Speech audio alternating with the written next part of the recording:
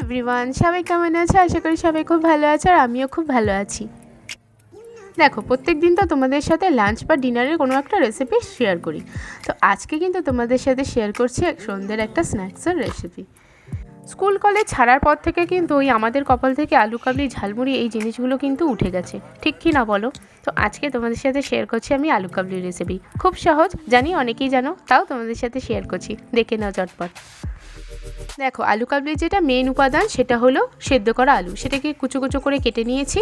কাঁচা টমেটো, শসা, ধনেপাতা, কাঁচা ছোলা, কাঁচা লঙ্কা আর পেঁয়াজ কেটে নিয়েছি টক জল, তেঁতুলের পাল্প, মশলার গুঁড়ো আর নুন।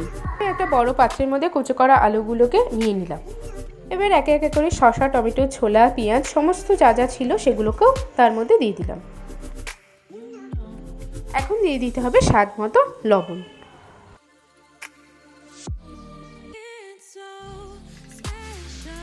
এরপরে দিচ্ছি ভাজা মশলার গুঁড়ো। এই মশলার মধ্যে জিরে, ধনে এবং লঙ্কার গুঁড়ো রয়েছে। স্বাদের জন্য এবং গন্ধের জন্য দিয়ে দিচ্ছি অল্প বিট লবণ। নুনটা বুঝে দেবেন, যদি এমনি নুন বেশি দিয়ে থাকেন তাহলে বিট লবণটা বুঝে দেবেন।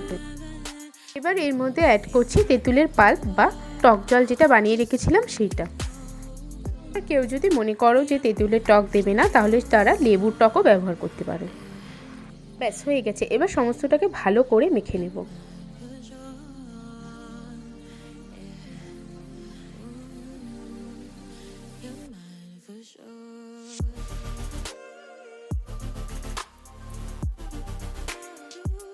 দেখো, আমাদের আলু কাবলি মাখা একদম রেডি হয়ে গেছে।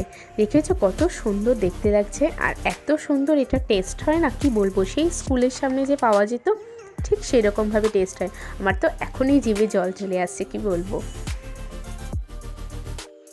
তো সবারই পরিচিত জানা এই রেসিপিটি কেমন লাগলো? ভালো লাগলে একটা লাইক দিও, আর চ্যানেলে নতুন হলে একটা সাবস্ক্রাইব করে দিও। তো চলো, দেখা হবে নতুন একটা ভিডিওতে।